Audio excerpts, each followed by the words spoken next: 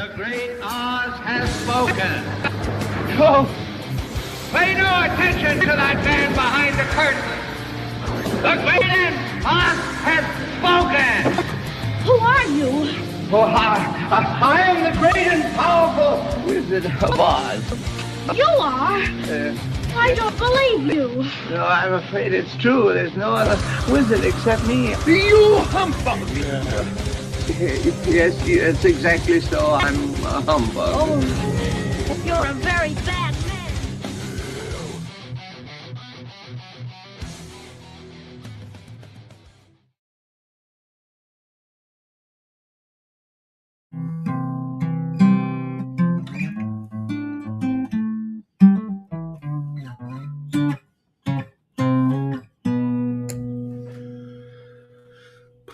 Maybe this will work.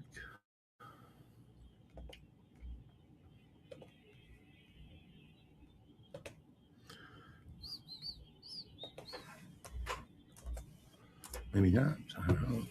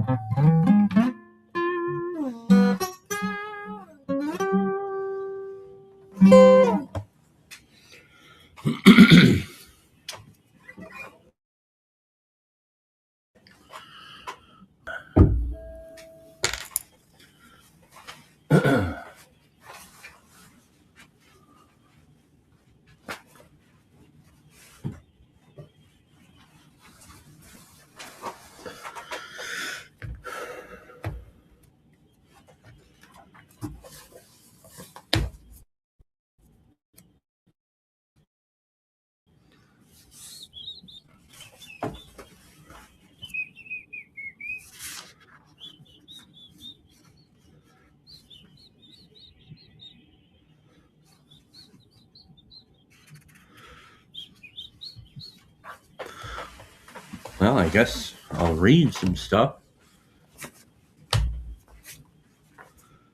Um, until somebody comes. This is a notebook. There's another notebook like it. It is blue. This one is black.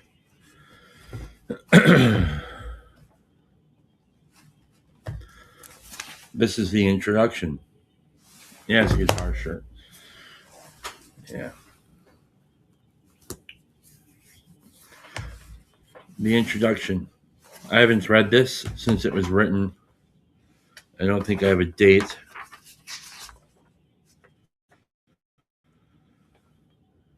No date. Introduction. Well, I've just searched, and this is all handwritten, so I've just searched Google for an example of how to write an introduction for a book. And what I found was quite revealing. First thing this website told me was there's no second chance to make a first impression. And then, what might prove to be ironic, it follows with the sentence, not only does this apply to meeting your future in-laws, it applies to readers' first impressions of your book.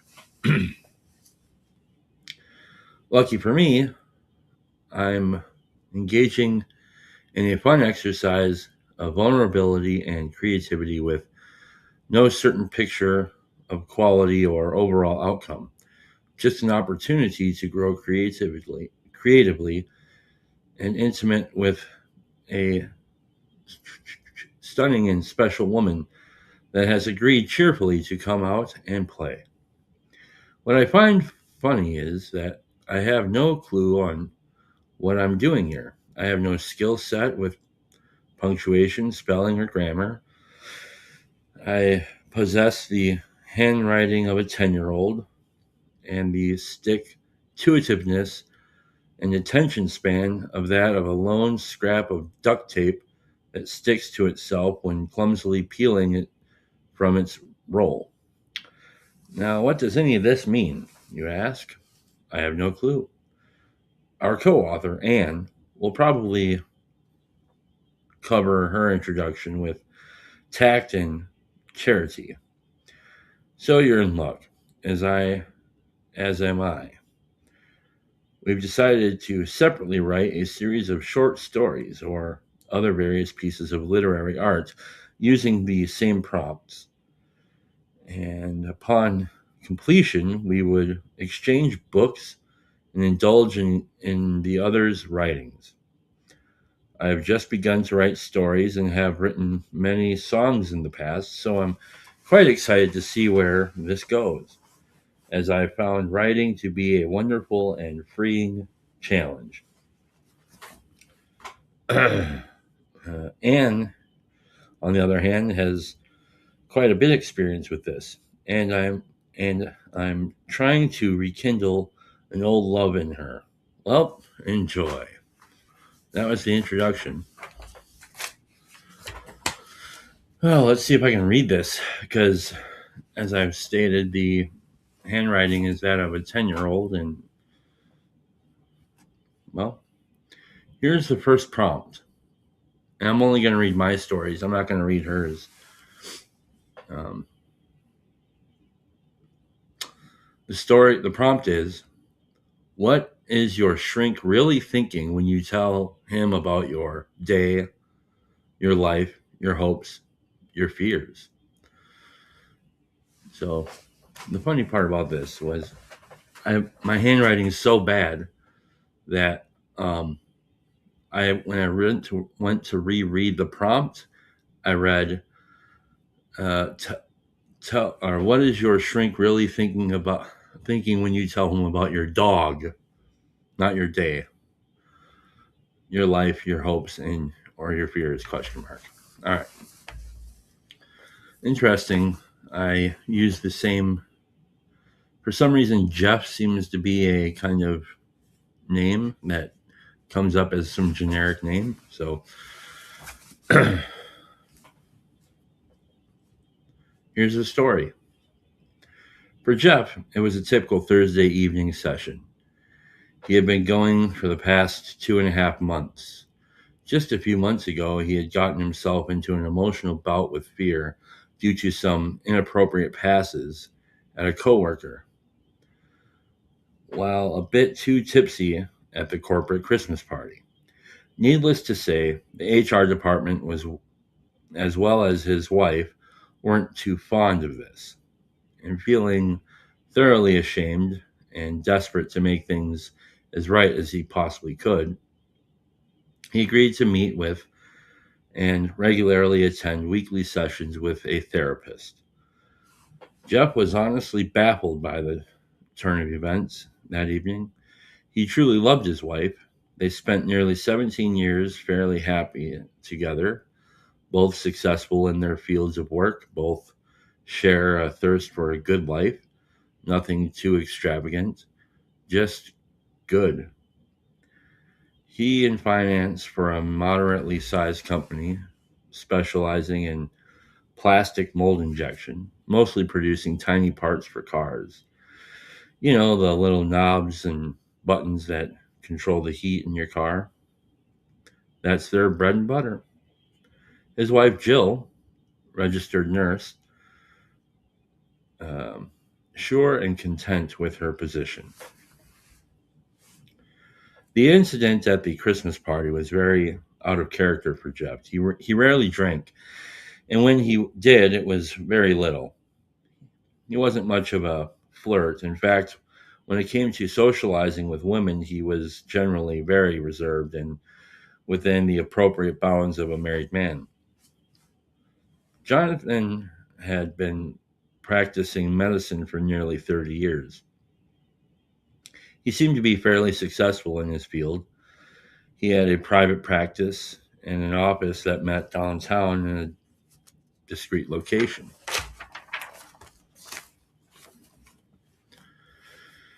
He had a good reputation for being helpful, kind, and understanding.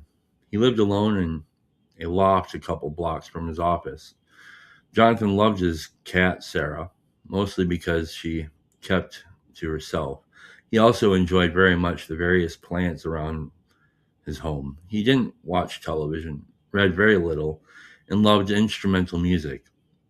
In his private life, he was very antisocial. He was once married and had a robust family life. He, his wife, and daughter lived mostly in a duplex, or modestly in a duplex on the outskirts of town. They were college sweethearts with very big ambitions. Near the end of their schooling, they decided to get married and move in with each other. Their daughter came soon after. His wife Kim never did get her degree. She always intended to do so, but got caught up in her new responsibilities. That's where the fracture began. Each day, month after year, the divide grew deeper.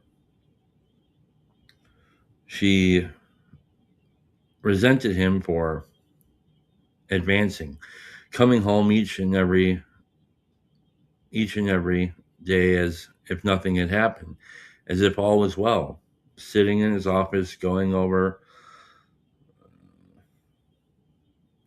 client notes, sipping his gin and tonic, alone in his world, deserting them as she serves his every need. As she raised their child, cleaned home, cooked meals, and looked in the mirror each day, her light faded. She began to fade and couldn't say it.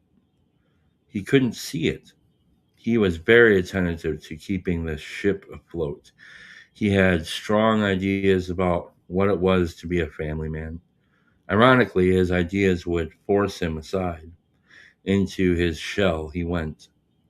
He noticed something was wrong, but believed the score or the source of disdain was somehow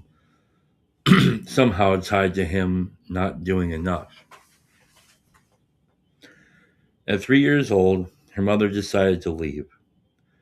Vaguely, she remembers her features, her laugh, her sweet voice, when she would sing You Are My Sunshine while tucking her into bed. When looking back, when they were all together, she simultaneously filled with joy and rage. When there was that feeling of innocence and insecurity. Mom and Dad could do no wrong. Life and love were one and the same. This could never end. How could it? Every time she notices a flower, she was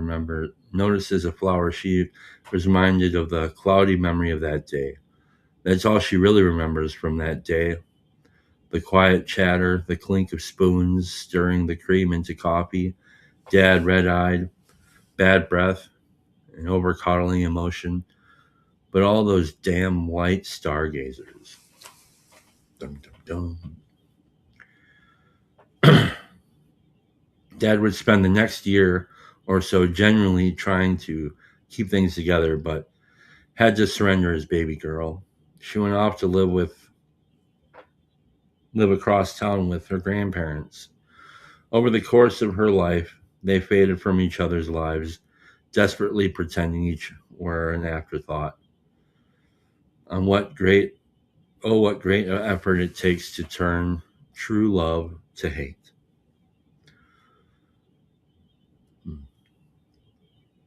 Jill's been a registered nurse for about 18 years.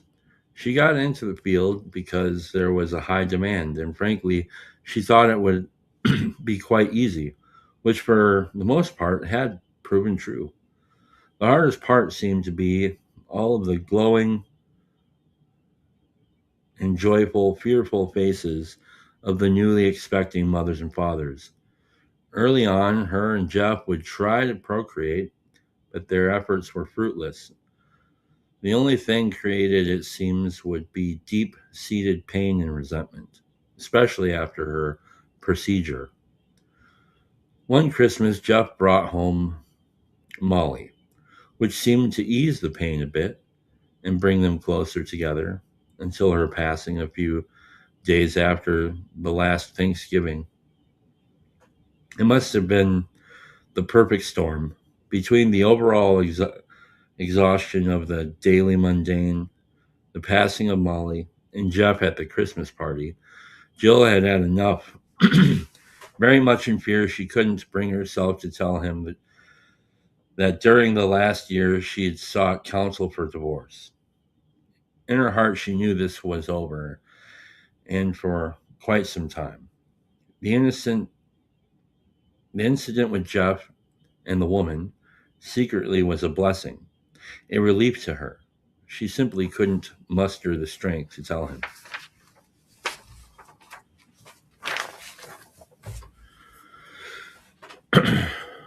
The day of the party was a long one. It was 2 weeks before Christmas. It was a Saturday, and Jeff got out of the office around noon. On the way out to his car, he ran into the woman at the front desk, making small talk. He reminded her that there was the company party that evening, and inquired if she'd be there. Noticing the faint look of disdain on her face, he asked, "Is everything okay?" She replied quickly with a smile, "Oh yes, everything's peachy." Noticing the sarcasm in her voice, he replied with the same approach, "Yeah, Christmas. I think I'll stop off the local psych ward and pick up a frontal lobotomy on my way home, to get into the spirit. She lightened up a bit with a chuckle. Well, if you got a headache, I got a few Tylenol if you'd like some. Just then, he did notice that he had a bit of a headache. That's strange, he thought. Yes, I don't mind if I do. Or don't mind if I do. She reached into her purse from the bottle and poured out a few. Not paying attention, along with the 2 Tylenol, 2 of her muscle relaxers came with. A total slip of the mind. She often just threw a few in with the Tylenol for purposes of convenience, so that if her back acted up, she could have both right there. Walking over to the water cooler to fetch a cup, he asked her again, "Are you sure everything's okay? You seem a bit out of it." Taking the pills, she replied with her guard down, "You know what?" She paused. "No, I'm not. I hate the holidays. The whole thing is like a madhouse festival, pretentious music, overindulgence, and debt." He quickly jumped in. "Don't forget the fruitcake." "Yeah, fruitcake. What the fuck is that? Does anybody actually know what fruitcake is?" She gasped a sigh of relief, being able to vent a bit. "Disgusting." "It sure is," he replied. More relaxed now, she went on saying, "The holidays are just a bit tough for me. Both of my parents are gone, and it gets a bit bleak at this time of the year for me, and it all just stings a bit, is all." Listening tentatively, Jeff responded, saying, "I totally understand. This year was a bit rough for Jill and I. Our dog Molly got sick, and we had to put her down. A few weeks ago, everything seems a bit gray, I guess." "Oh, I'm sorry." "No, please don't. It's okay. She was quite old, but thank you." "Okay, to answer your question, yes, I'll be at the party. I've got nothing better to do, and I've got a new dress and new shoes to break in." "Well, that's fantastic. I'll catch you there later then. Have a good afternoon and stay clear of that damn fruitcake," he replied as he was walking out the door, both of them laughing. Jeff ran a few errands before making his way home. First to the bank, then to the post office. Molly came to mind, and he began to feel a bit sad. He remembered when they first got her, how adorable she was, and how he couldn't bring himself to be very angry at her for destroying his favorite shoes. "You don't know what you got till it's gone," he thought. It was early afternoon, and he stepped off at the Humane Society to see who might be in there. Last week there was a lovely mangy mutt called Frank. Jeff was intrigued. He wasn't quite sure how appropriate it would be to bring Frank home so soon. He didn't want to disturb Jill. He wanted to give her some time to grieve. He was curious, though, if Frank were still there. He walked in. He was curious, though, if Frank were still there. He walked in and felt a bit of euphoria come over him. The smell made Molly come to his mind. He welled up with a bit of tears.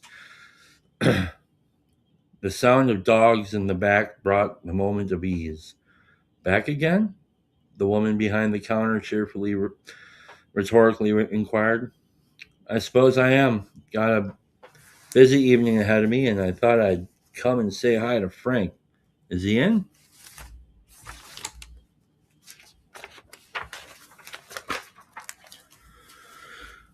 "He sure is. Would you like to see him?" "I would," he said.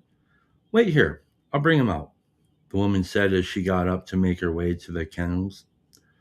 Jeff stood there in the lobby. Everything seemed a bit brighter than usual. Jingle Bells Rock played quietly over the PA. Jeff began to sing it quietly to himself under his breath, thinking of nothing in particular. He was reveling in his perfect moment of now. The door burst open, and through it came the woman with Frank in tow, high stepping, tongue flopping, tail wagging. What a lovely mess, Jeff thought. Frank, come here, boy, Jeff said enthusiastically while crouched. Frank barreled over to him, nearly knocking him over, while frantically licking his face, hopping in circles, letting out little yelps of excitement. He really likes you. He honestly doesn't like anyone. He's typically very skittish, she said. Yeah, you probably tell that to everyone, Jeff said, chuckling. No, I'm serious. It's very weird, if you ask me, she quietly replied.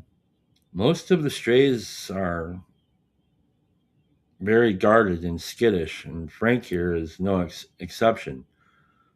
Well, I'd like to bring him home, but I'm not sure it's a great idea. Well, if you do decide to bring him home, there's a 90-day grace period. We understand that not every dog family is a good fit.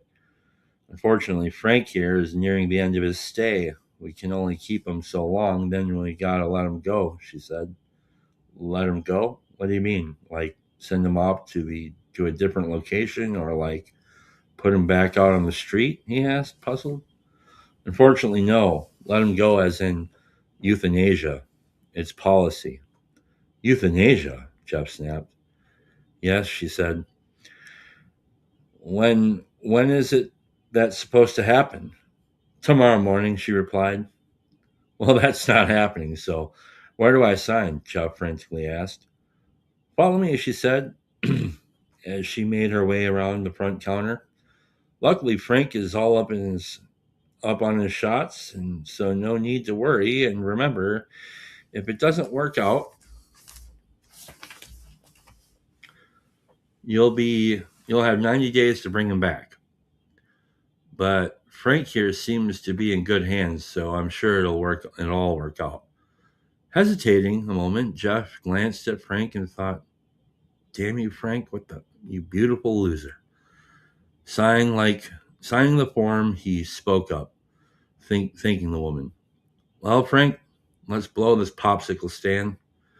With guilt in his voice, he sensed Jill would be quite pissed, but couldn't leave Frank here to just die. Finally, Jeff made his way home. Coming in through the garage, Frank in tow, he found Jill sitting at the dining room table, wiping her face, as if she were ashamed to have been caught crying. She stood up quickly, turning away. Hey, Jeff, she said quickly, not noticing Frank. Honey, I'm home, Jeff said with a guilty smile. Honey, meet Frank. Frank, meet Mom. The word Mom made her skin crawl. Frank, she said, puzzled. What's Frank doing here?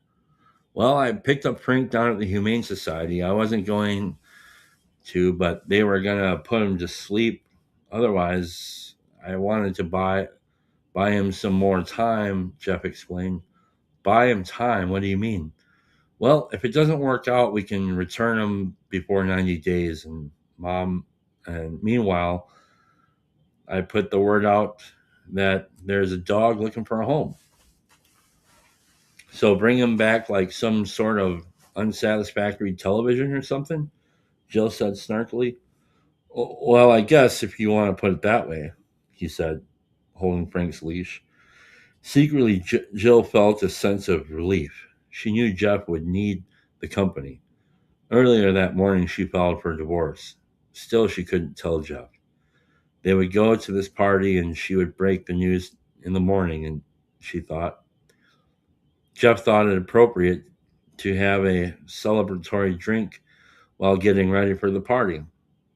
She took that pretty well, he thought, trying on his shoes, sitting on the bed, Frank laying near the door. Looks like you're in luck, Frank. She seems to like you. That was a close one. Frank licked his chops, looking almost as if he were smiling. Now you're going to be a good boy while we're gone, aren't you, Frank? Jeff began to slur his speech slightly. He put Frank into Molly's indoor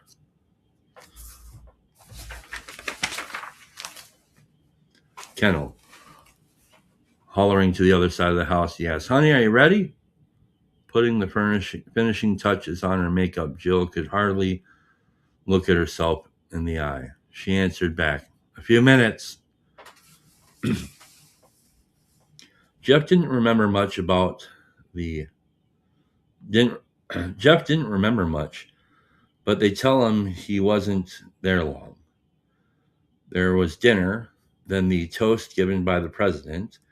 After that, Brandy Alexander's. He remembers vaguely he was on his way to the restroom when he crossed paths with her. He had made a silly remark about fruitcake and then leaned in for a kiss. Startled, she smacked him. He fell to the floor, unconscious. The entire restaurant was in an uproar of scandal. The next morning, he woke up to Frank licking his face, still in his dinnerware, puzzled with a hangover from hell. Brief moments flashed back at him. Mortified, he sprung off the couch in horror. Jill at the kitchen table, in front of her, 2 cups of coffee and a stack of papers. "Jeff, we're done." For Jeff, it was a typical Thursday evening session. He had been going the last 2.5 months. He knew that it was really no use, but for some reason he felt it right and his duty to try. On his way up the stairs to Jonathan's office, a woman came out through the entrance, locking the door. "Excuse me, is Jonathan in?" he asked, puzzled. The woman turned, stunned. "Oh my God, Jeff, what are you doing here? Are you following me?" she said, frightened. "Sarah?" Jeff said, baffled. "No, of course not. I'm not following you. I'm here for my weekly visit with Jonathan. What are you doing here?" he asked with a invasive feeling in the air. "You can't go in there," she said. "This place is now closed." "Closed? What do you mean, closed? I have an appointment with my therapist here." "Well, not anymore, you don't. Jonathan is dead. He passed last night." "What? I can't believe this," Jeff said angrily. Again, he asked, "What are you doing here?" I'm closing this place up, Jonathan. Jonathan was my father, for the lack of better terms. Now, if you'll excuse me, I need to get out of here." She rushed past him and moved swiftly out into the cool evening air. Jeff stood there dumbfounded. What the hell? He thought. He made his way home. Still stunned, he let Frank out of his kennel. "Let's take you out for a walk. What do you think, Frank?" Frank cheerfully burst his way out of the cage, so happy to see Jeff. On his way over to grab Frank's leash, Jeff noticed an envelope on the kitchen table. On it, written, "Jeff." His stomach dropped. She moved out immediately, and he hadn't heard from her since. In the envelope, a simple statement. "Thank you for trying. I'm sorry it couldn't work. Best wishes, Jill." Tearfully, he sighed. It was almost one of relief. He knew he could then let go of the great unknown. "Well, Frank, let's get out. Let's go for that walk." After leaving his office, she made her way to his loft. She paused before turning the key. Standing outside the door, she swung it open. Radio playing light in the background, a corner lamp on. She stepped in, and it was fairly tidy. Pictures of him, her, and her mother sat about the place. An empty bottle of gin at the kitchen sink.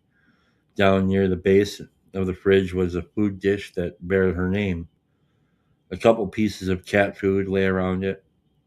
From the living room, she heard the cat crying pleas for dinner. She found the food in the cupboard and filled the dish, filled the other with water. Upon entering the living room, she noticed that he treated this as his home office, papers neatly set about, another bottle of gin, a jar of another bottle of gin, a jar, and several notebooks stacked here and there. On the wall was a collage of pictures in a frame. She began to well up with tears. There was an array of them from various points in their lives together. In the bottom corner of the frame was a heavy stock card and a picture of her mother and a set of dates and a poem. She couldn't tell. She could tell that it had been handled often.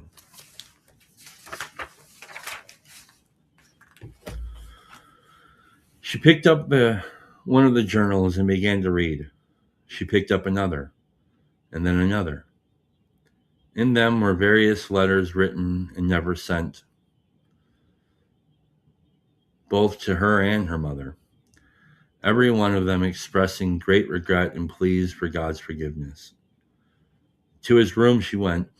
On the nightstand next to his bed were two items. One, a small picture from within picture frame. Within it, a picture of her at 4 years old. Next to it, a tattered piece of paper. Upon it scribbled the words to the song, "You Are My Sunshine." Oh, great surrender, to turn hate to love. Thank you. Oh, yeah. So, yeah, this last part's like a note. So that's the story, and then this last part's a note. Thank you, Anne, for this wonderful gift. I truly loved every minute of it that it took to write this. Love, Chad. So that's the first story.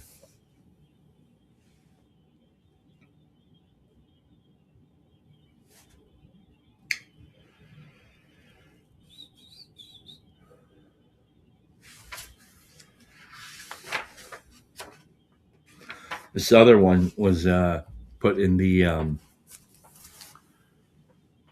there was a Writers of Meaning book that was made that we put in there. Will somebody please come and hang out, maybe? I don't know, if you want.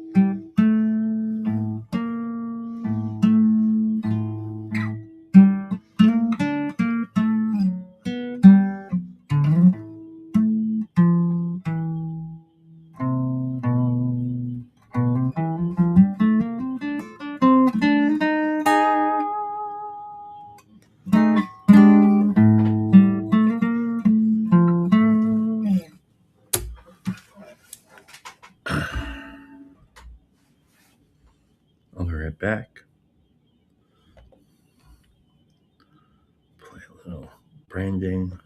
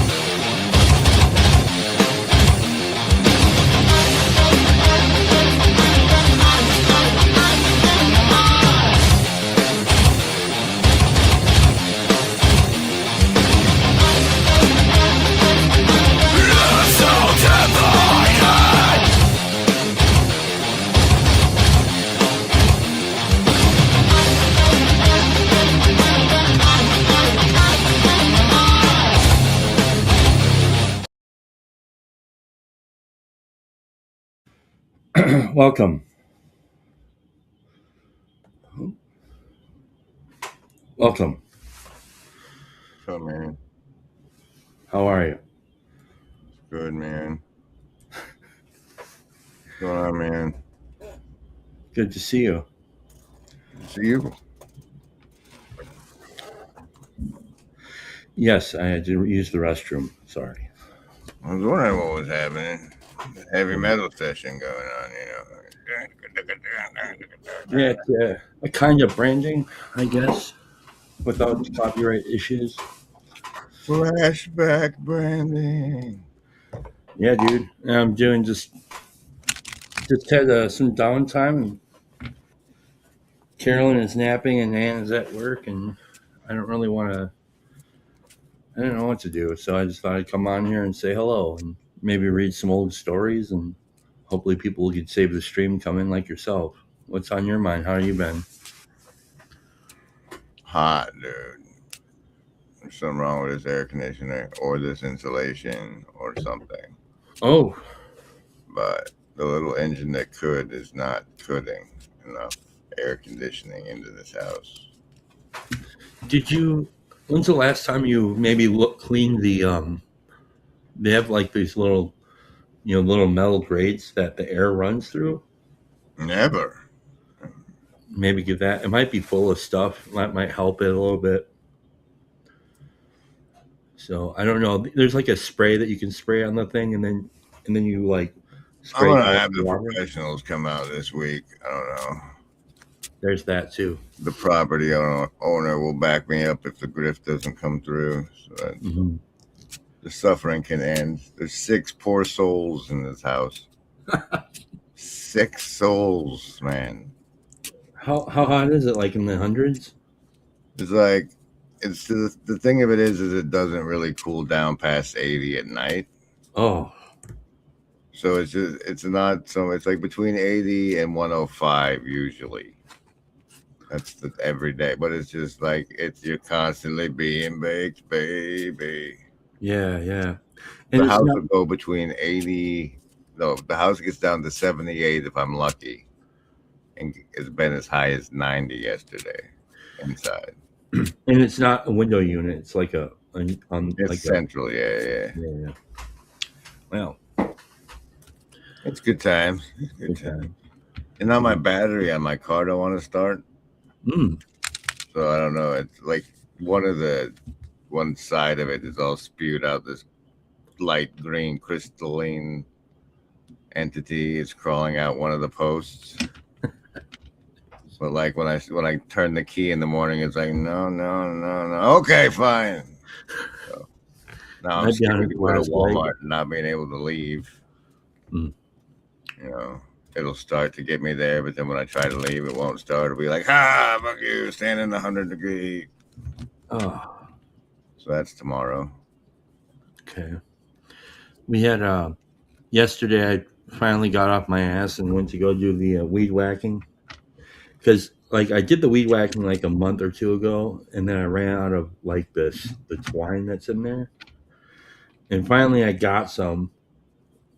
And then I finally put it on there. And yesterday I decided to not be a lazy piece of shit. So I went out there and and I was like, "What? This is not bad. I should do this more. This is kind of nice. What the hell? Like, that's some of the best. Yeah, like actually doing your own yard work. Yeah, but if I think about it, it's not the best. It's the worst. Until I actually do it. Well, what if you reframe how you think about it? Like really what you were put on earth to do. That might be it is the most garden tending thing you actually get to do in this life. And that's like theoretically what God made Adam to do, is tend the garden, right? It's true. And that's why it feels good when you do it. Yeah. It was nice. I hate pulling weeds, but weed whacking is fine. Whatever. So I got done with the weed whacking, and I'm like, I turn around to go back inside, and I'm like, what the fuck is on the ground? I look up, I hit a rock, and the rock hit the back of the Highlander window, and it blew the shit out. Wow, one little rock, huh? One little rock, dude. And you didn't even hear it go. No, because I was like listening to music. I had like Bill Murray cranked up in my earbuds and just loving. I'm like loving the yard cleaning, and all of a sudden I turn around, I'm like, fuck. I've destroyed stuff again. Yeah, dude. Good intentions gonna rise every time. Why, dude, Lord, why? It's hard to not like, when you have these kind of repeated instances, it's hard to not write that into your perception of like the reality is like out to get me kind of thing. And God, I've been trying to shake this lately, because I felt this way, and I don't want to feel this way because I know it's not true. That's the problem. Like once you wake up in a certain way, you can't read the old like narrative script the same way. Like you have like this inside information about, well, my old way of viewing my victim shit is bullshit, and yet I can't stop feeling it. What the fuck? Well, let's play with the framing of what happened. Okay.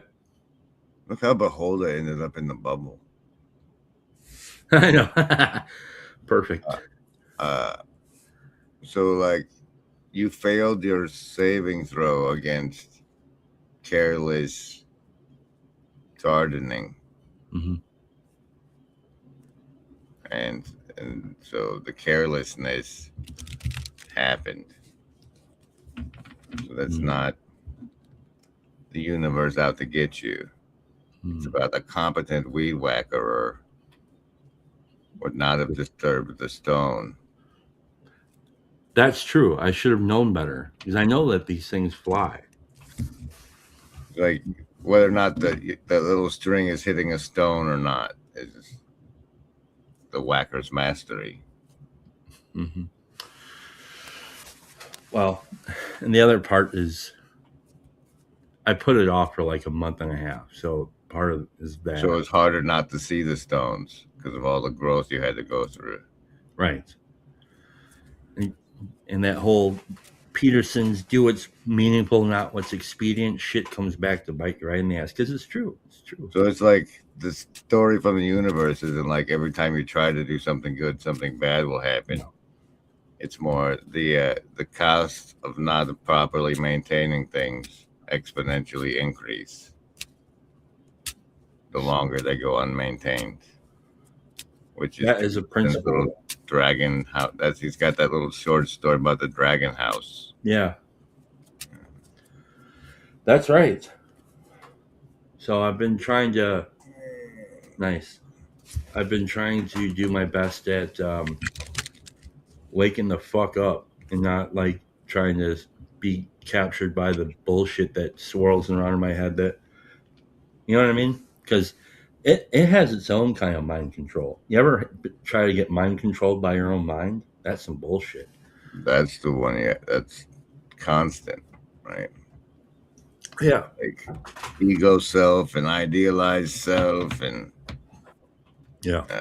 pleasure-seeking bot. There's legion in here. It is legion. I think that's why the story was so impactful to me. Because it's like I'm working with a guy right now. He's not my sponsor, but he's a guy that I trust and I look up to, and he's taken me through the classic work that I've done. And he has these really kind of, I don't think he's Buddhist. I don't think that's what he is, but he has these kind of like highfalutin kind of ideas about, everything that you're engaged in is like you're being captured by narratives and ego and all this. And I fucking hate the word ego, by the way. It just bothers me because I feel like ego is always like this kind of like makes me think of Kurt Russell in the Guardians of the Galaxy. And that part where he goes, "More of me."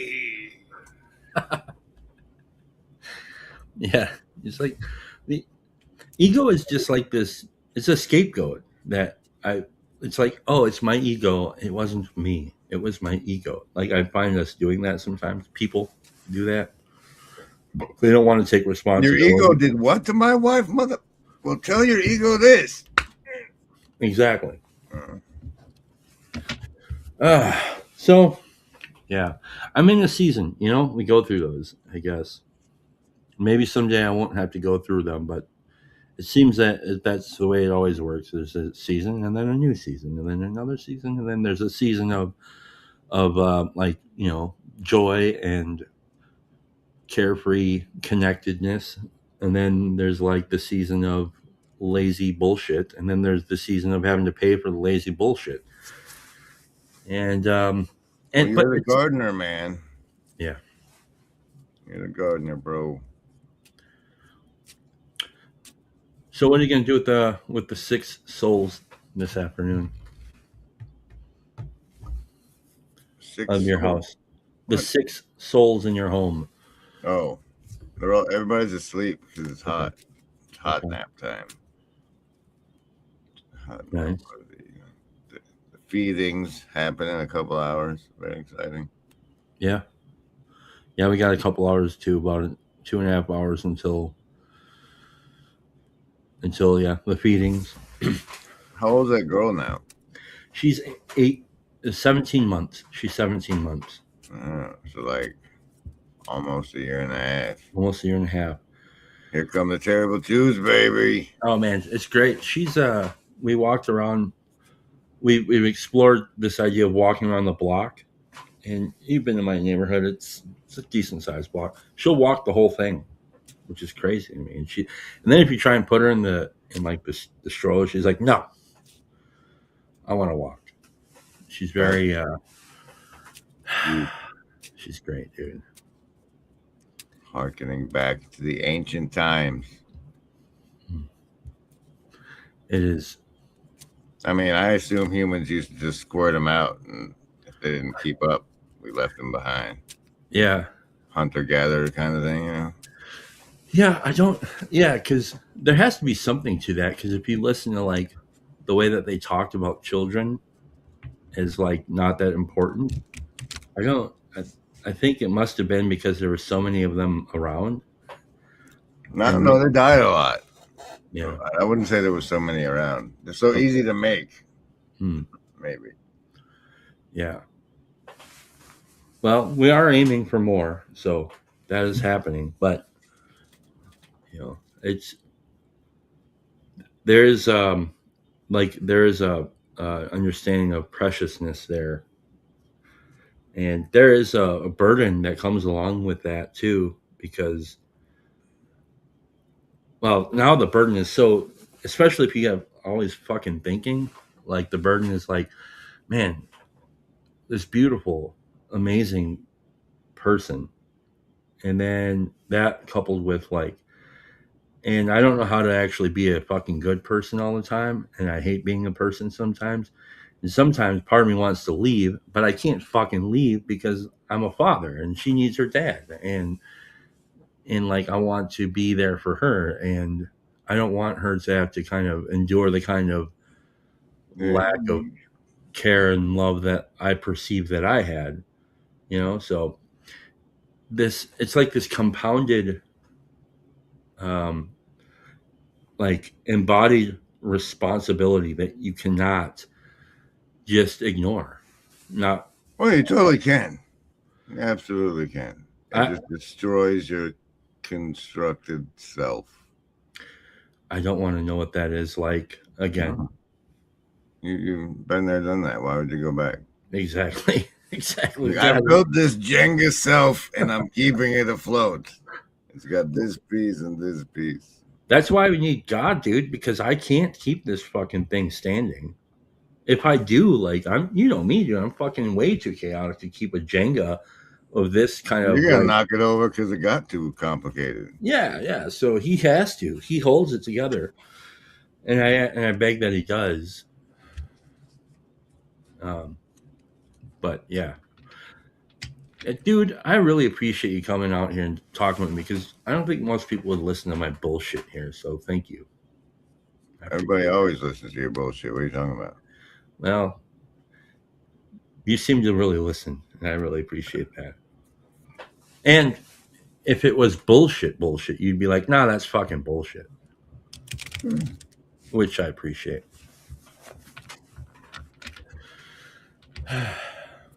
Did you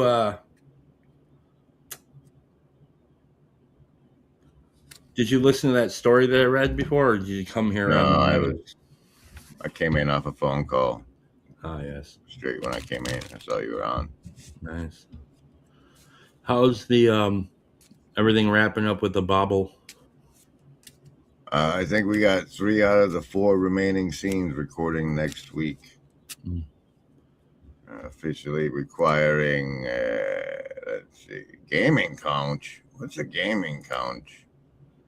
We have Monday recording with Sonada and Jeff P. and David Busatil.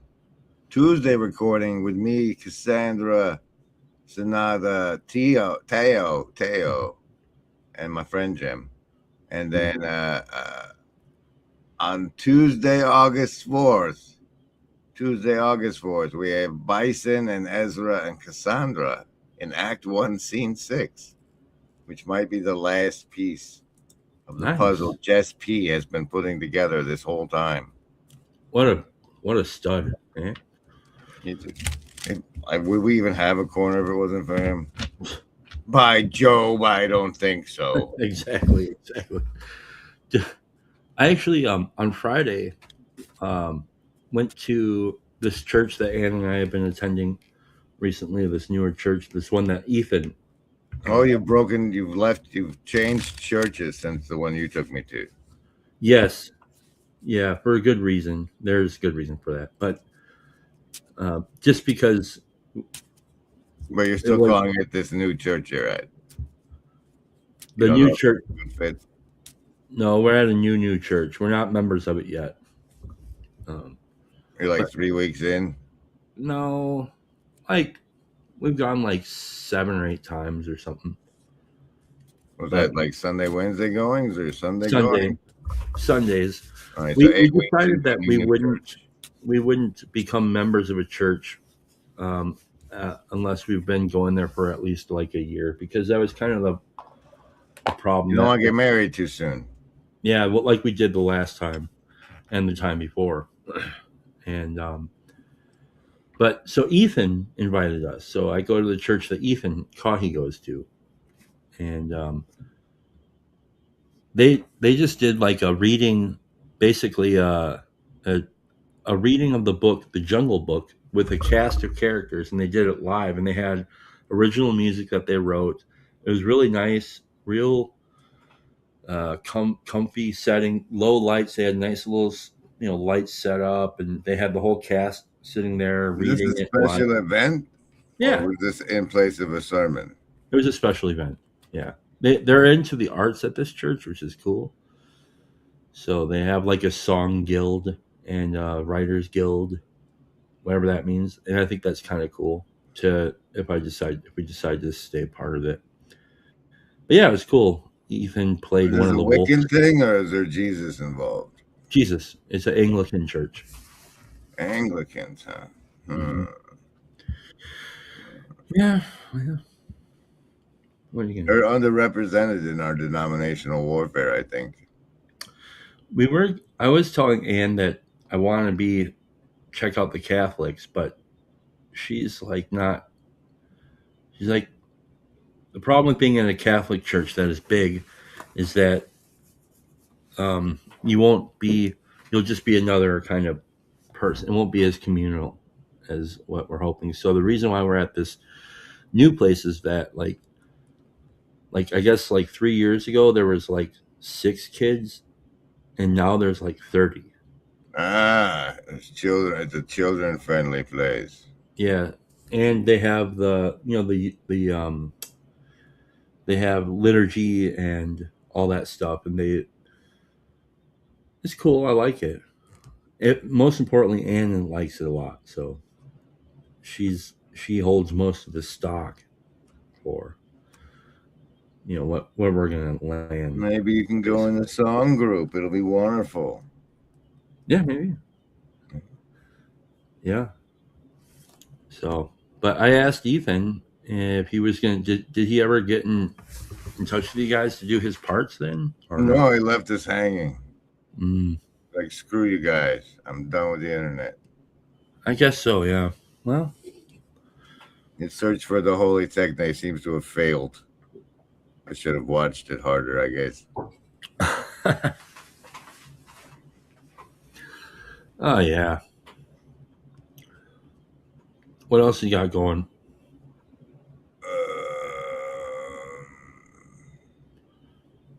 It's 2 weeks now.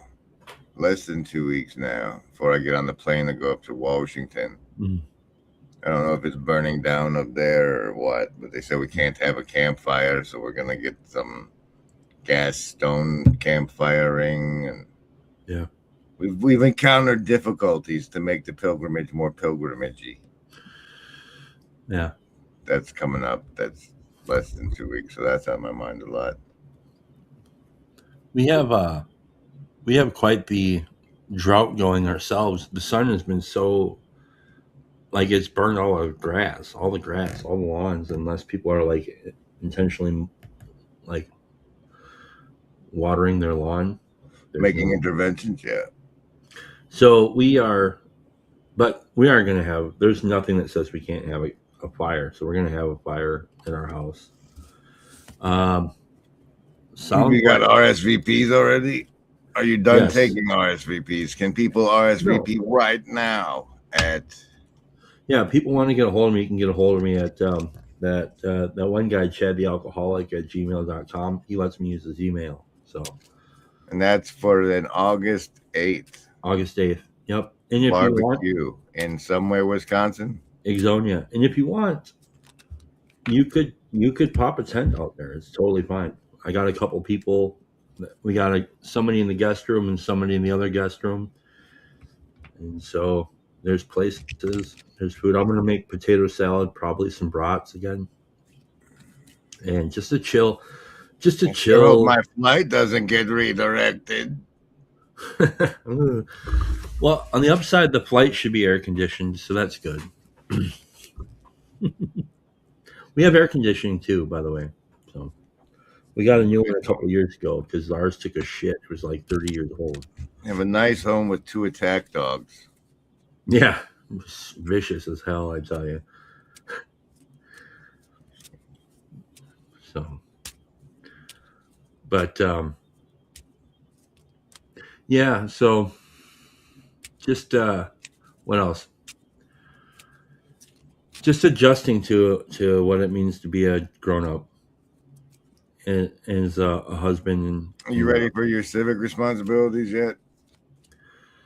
you mean the ones that you vote on? No, like knowing who's on your city council and whether or not they're approving flock cameras, that sort of thing. Oh, shit. No, I need still level 1, huh? That's fine. Yeah, no, most people aren't even level 1. It's fine. It's, dude. You know what it is? I'm gonna give a decent enough excuse. It's that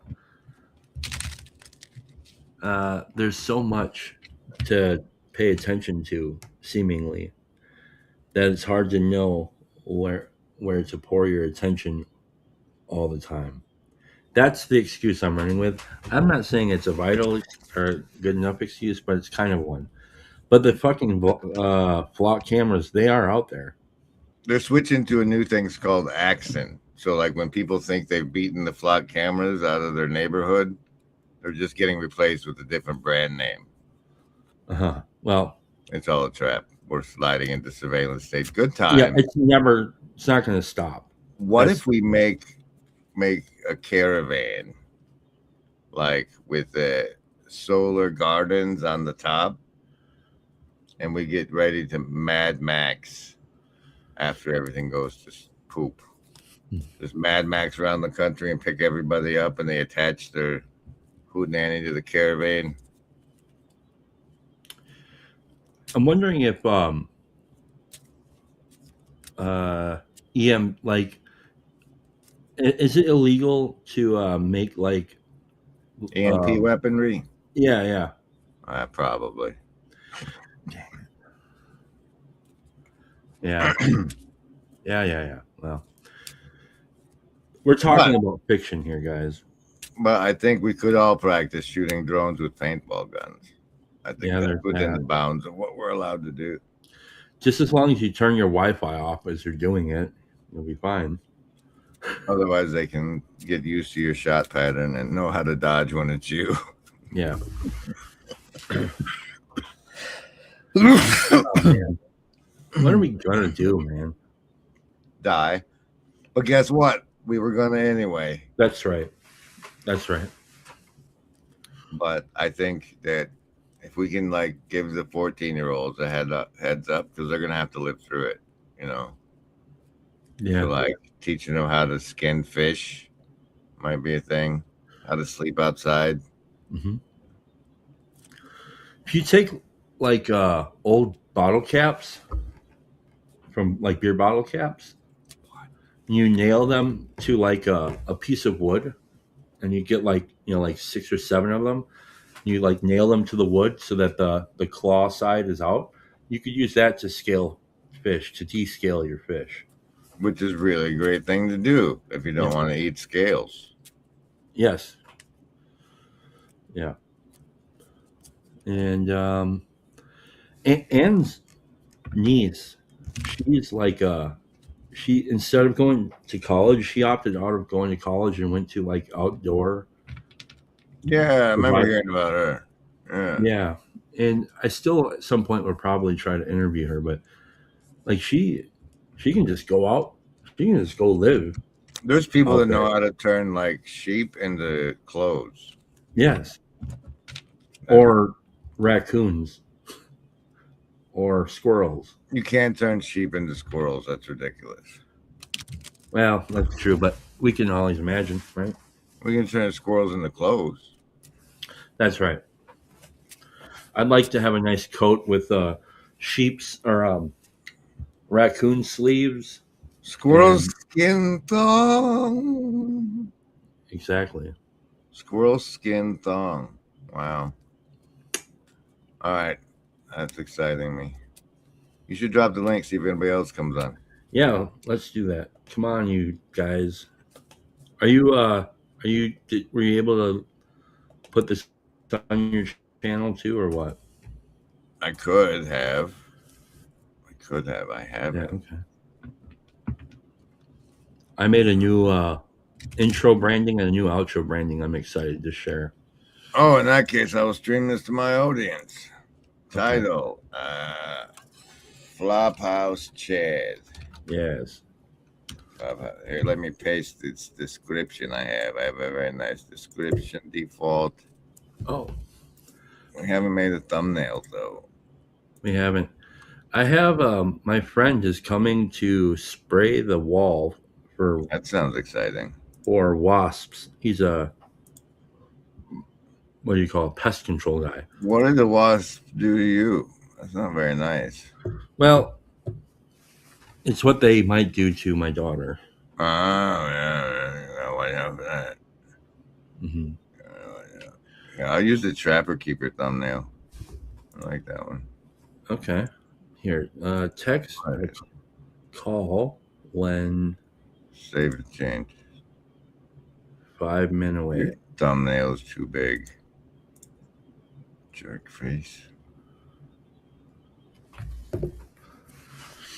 Yeah, wasps are a-holes. That is true. Try that one. What about a-holes? What's going on? We're taking a turn. Oh, I got stung by a wasp once. He was on the top of my 1 liter of Mountain Dew bottle that I carried around like a piece of my identity. I was the guy with his binky bottle of Mountain Dew. Well, it could be worse, I guess. Do you remember this thing I made some time ago for you?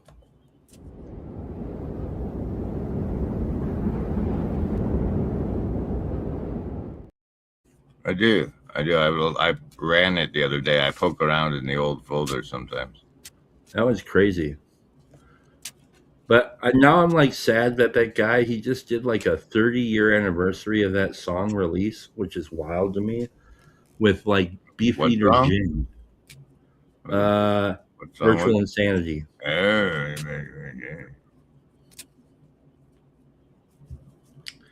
Well, we'll just give everybody a heads up here quick. Just click the link below.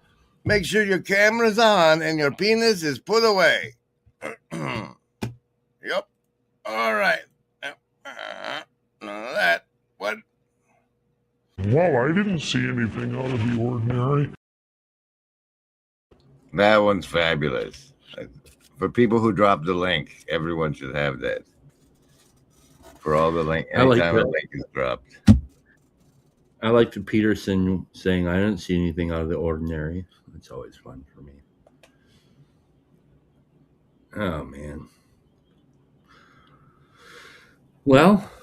How about them Jews? Which ones?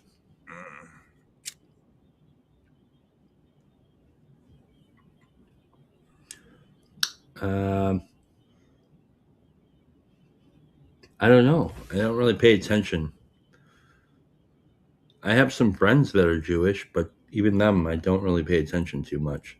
Did you hear Hezzy's going to the Noahide conference? There's a Noahide conference? Yeah, and Hezzy's going to it, and he hopes to talk to some. He hopes to talk. Like the president of Venezuela, Javier Milei or wherever. He's like, that guy's gonna be there, and I hope to talk to him. And I'm going, Graham. And I'm like, I know a guy I know a guy who might talk to Javier Milei at the Chabad Lubavitch Noahide conference. Noahide, is that like a skin thing? That's what Federici has always been trying to sell everybody on. Yeah. Like the 7 Noahide laws for the Goyams. Yeah. Because you still don't get to be a Jew, but we have this nice set of laws for you. I mean, it's not Venezuela, Afriel says. Mr. Geography. Get on here, Mr. Geography. Set me straight. I figured that was just kind of like what it means to be an American. It's kind of a Noahide, right? Does that kind of make sense? No. I like it. Okay. How the hell you make that? How is the Noahide American connection? I don't know. I just thought I'd say it. Raquel says it would make it illegal to worship Jesus. Oh, well. That's a law that would be a problem. If Definitely. That's one of the laws in there, we might have an issue. Raquel. Dang. I know, right? I haven't seen Raquel in forever.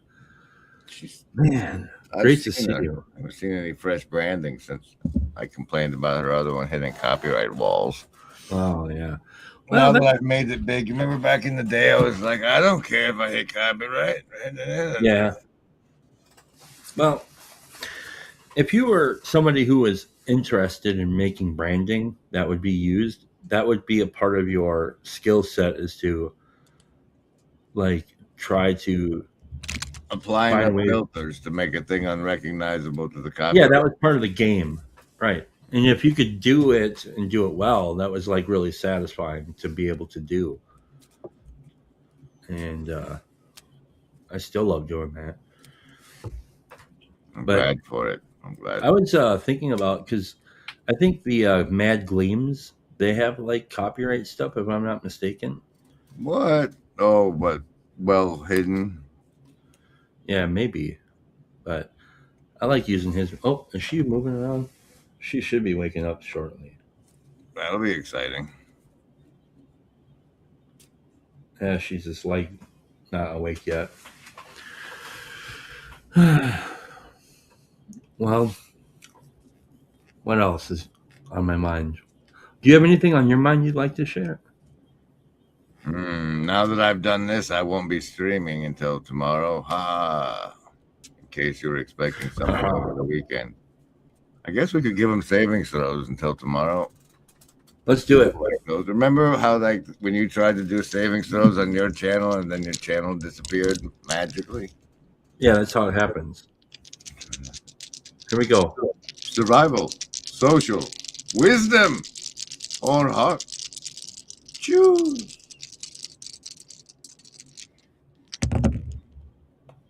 Survival is making it half damage with Baker's Coven. Socialists, that's only a 5 against 1. You need a replay comment bonus. For this episode, you could even replay comment on Chad's channel. That'll count. wisdom, folks. Not what you seem. You got a nat 20, which means a +3 to tomorrow. Tomorrow hard, folks, with prime 19. Not. I mean, no bonuses for tomorrow, but you're maxing out today. Indigo, kids. The power of 8. Power of 8. Oh, it seems like Chad might be on the phone, in which case it's interesting time for me to say to you all of the things that I've been meaning to. That PF Young guy that was down in the Austin Estuary just put out the video called JD Vance is a Clown. I was watching that. I think it's okay to stop talking about the Odyssey movie now. It's good. What is the Odyssey? Never heard of it. Good. It's not as good as the Iliad, really. That's all you need to know. That's just, if you have to have a response to fit in the conversation, that's all you need. What? Not as good as the Iliad. Oh, nice. I like that one. Me too. I mean, I like Roger Rabbit. Like that movie was great. That one's a little spicy for me. Really? Okay. Yeah. I have I have Just a lot of movies. a little risque. Well, that's the thing. I mean, yeah, that's true. You think pornography is still a terrible problem in our society? Yeah, I think it's all connected in some ways, obviously. I mean, I just think that these people didn't really understand, like, how detrimental, how foolish their mind control, the things that it would do. I think if they really knew, then maybe they wouldn't have done it. I'm not sure, but it just seems like, oh, we got a guy. Out of CD's nuts. What? He said something about, I think he just said something about nuts. I didn't hear it. Okay, out that's of good. CD. I didn't hear it, and don't make me Now we're not hear stuck it. on this stupid tower in the middle of nowhere. And I don't blame you, and now we're stuck on this stupid... I didn't hear it the first time, and I'm not gonna hear it. So Yeah, I'm quit trying glad to say that it. I'm glad we're not talking about that anymore. I thought it was interesting how it's like the deep desire to keep worshiping set and the output of Hollywood was seen there, and I thought that was interesting. I mean, have you guys ever heard of the New Madrid fault line? I have heard of it. I think it's an East Coast one, though, isn't it? No, it's actually kind of up by St. Louis, Missouri, around there. But because the Rocky Mountains aren't there to kind of like absorb the thing, basically everybody on the whole Midwest to East Coast up into Canada will feel its effects when it decides to do what it do. When it makes a little shaky shake. Oh, yeah. Just look up the earthquake of, I think it was 1811, the end of 1811 into the beginning of 1812. Yeah, and I don't want that to happen, but the fact that nobody really knows about it is kind of weird. I don't know why I brought it up. Oh, yeah, it's something to do Daniel with 11, 18, or 12 through 18. The book of Daniel, chapter 11, 12 through 18. 12 through 18. Should we look that up, is what you're saying? I don't know. That was my takeaway Book from that thing you said. Daniel. Book of Daniel. Chapter what? 11. 12 to 18. 12 to 18. To 18. All right, let's see what we find. Thinking. It says it's thinking. Raphael says Daniel he's 11:12. Go ahead. It wasn't taking very long. It describes the conflicts between the king of the south and the king of the north, detailing military pride, large returning armies, failed political alliances through marriage, and campaigns along coastlines. You can read the full text on Bible Gateway. What? It's going to turn the land into a coastline. That's pretty intense. I was just hearing about the Anduril drone factories in Ohio. And I think that's in the fault line there. Might be. I just read about it once because I was. Go ahead. He says, I've been debating throwing up a reaction video to Eric Weinstein's Ark Talk, but I don't know how derisive I want to let myself get. And I think the correct treatment of Eric Weinstein's Ark Talk is to ignore it because it was terrible. It wasn't very good. It's interesting to me how much of Eric's stuff is like, we need to get back the institutions that it doesn't seem like were really ever what he thinks they were in his lifetime. Make them see. That's the thing. Or in his time at them. I think what the deal is like an institution LARPs as a thing, and it's the citizens' responsibility to hold them to that LARP. Like politicians, cops, like the APAC, right. the Southern Poverty Law Center, right? And they got caught funding the Nazis to give themselves something to do. The SPLC. And so you're supposed, that's against your LARP protocol. You're supposed to not be that guy. I think, but like the truth of the power is they'll do whatever they want. And so we have to convince them it's worth it. It's in their best interest to maintain the LARP that they have our interests in mind. I think. Well, yeah, I think we best fight that battle through the cosmic background religion, because that's like where the people. Is that the one where every knee shall bow to Jesus? Well, so or it's is like that a different religion I should be worried about? Yeah, it's more general than that, but it's like where we just follow the no-hide laws. It's where our LARP, okay, what we LARP affects what they LARP. Obviously, so the cosmic backgrounds is where we can do our LARP, and our LARP can change their LARP, and then they have to react because our LARP exists. So like your cosmic background is like the Higgs field is made of love, and if we just LARP in it, then we're a LARP in the soup, and all the LARPs in the soup have to form whatever. Yeah, okay.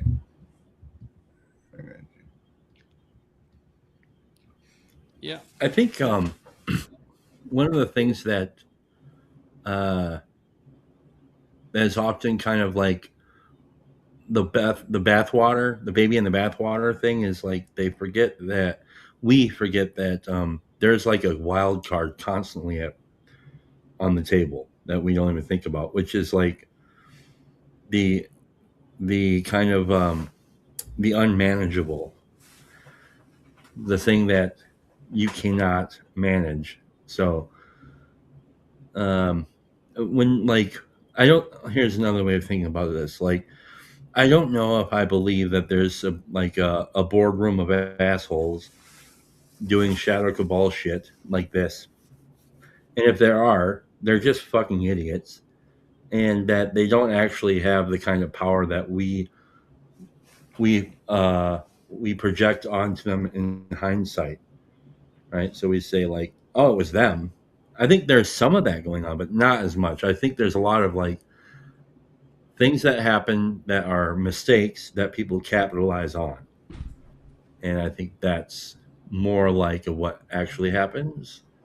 And then they take credit for the chaos that happens, or they capitalize on it. But what I mean by the wild card is like, you could try to manage the outcomes of the world and how things will play out, but then the New Madrid fault line will just fucking kick your nuts, and you'll be like, "What happened? I thought we were managing the world," and you're like, "No, you ain't managing shit." Basically, and there's also the opposite, which is love, I think, but love does require a bit more intentional energy. And that's why I think what you're saying, Ezra, is something about like the more that we kind of intentionally try to aim love correctly, that shape gives more definitive shape to the cosmic background. Is that what you're saying? Something like that?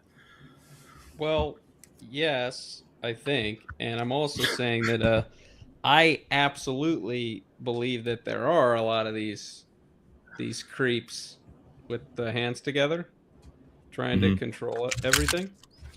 And the way that they do it is by manipulating the cosmic background. Oh, yes. They change our LARP. Well, so I think you're right. It helps, what they want. I got a question for you. Okay. Do you think that your faith could make somebody else eat a baby?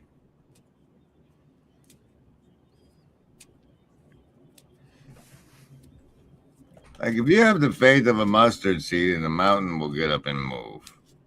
If you put that faith in the mustard seed that there's an evil cabal that runs the planet that eats babies, would faith shape her? No. Well, we don't do that.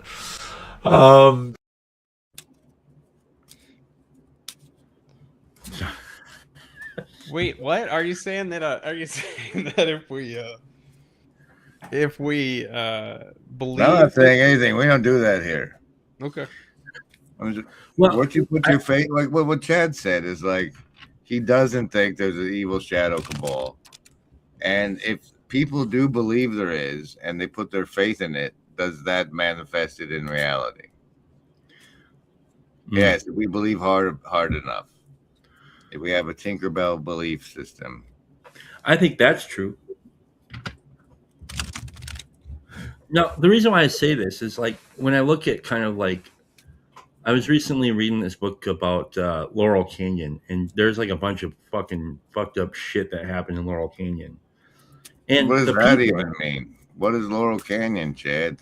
Laurel Canyon was a place Janis Joplin hung out. Yeah, and even before them, it was like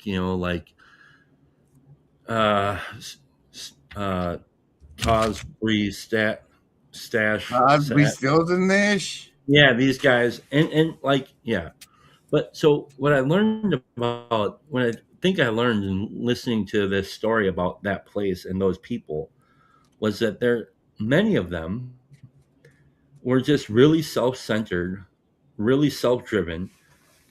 And they had drawn out people who were like them, selfish and self-centered and sick. And they did these things, and they created music that, yes, in some of the music and the art that trickled down, it infected, I think, people that the music came into contact with or the art came into contact with. Now, I don't think that those people were just a bunch of retarded hippies who are like, oh man, peace, love. They were saying peace and love, but they didn't really mean it. They were thinking, we just want to get laid and get a bunch of money. So they were kind of dishonest, basically.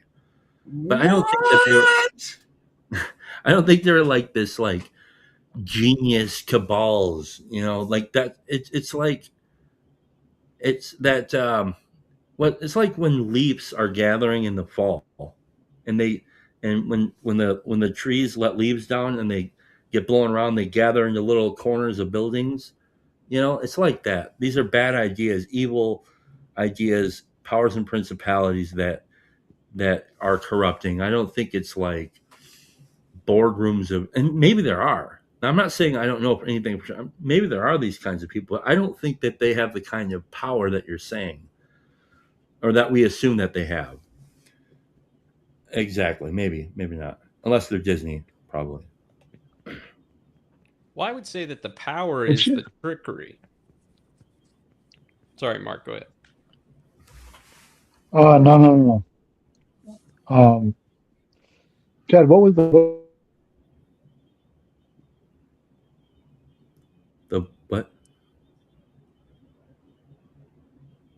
Do you guys hear him? I think he said, "What was the book?" Maybe it was the book is called Laurel Canyon, I think. But is that where there's the Hidden Valley Ranch? Probably is the Hidden Valley Ranch in Laurel Canyon. I also want to say I don't think that faith in anything can move mountains. Okay, I think that the faith of the mustard seed was in something in particular. Faith in that in particular thing can move mountains. Faith in you don't think it was faith in mountain moving? No. I don't think faith in the earth moves mountains, and I think that that if there is a cabal, I mean, like, I don't think denying that there's a cabal, if there is a cabal, is gonna like make there not be a cabal because we pretend that there's not a cabal. I think that there probably is a cabal, but I think that the way that they have power is not in this like, it's not as in a top down of a control. It's in a trickery and mind control. It's like you have to take it in your own heart. I think it's like they know that there are Thetans, and that we were all put here by an alien overlord into a volcano, and we don't. I think they have knowledge that we don't. That explains their behaviors in ways that we can't recognize from down here. I don't think as a public we get to know their names. I think they have a red shield, or a Rothschild, if you will. And I think the purpose of denying such a thing is to say that, like, regardless of whether there's these fucking assholes in the room together or not, like, I have a fucking life to live with a family that I'm responsible for, and they do not get to say what I get to do to my family. I think that's what I'm saying. I'm trying to. Oh, well, to me, that's the whole point. The point is that they may try to trick you in sacrificing your family to Mammon or Molech or whatever. And the only degree to which it matters is that you do not get tricked. Did you resist the mind control? Yeah. That doesn't mean that you need to be thinking about them all the time, because if you think about them all the time, even to avoid them, you're kind of worshiping them at a certain point. The first rule in winning this game is knowing that being is good. That's the first thing you have to, that's the foundation about which you have to stand on, I think, is like, being is good, regardless of any of the shit, right?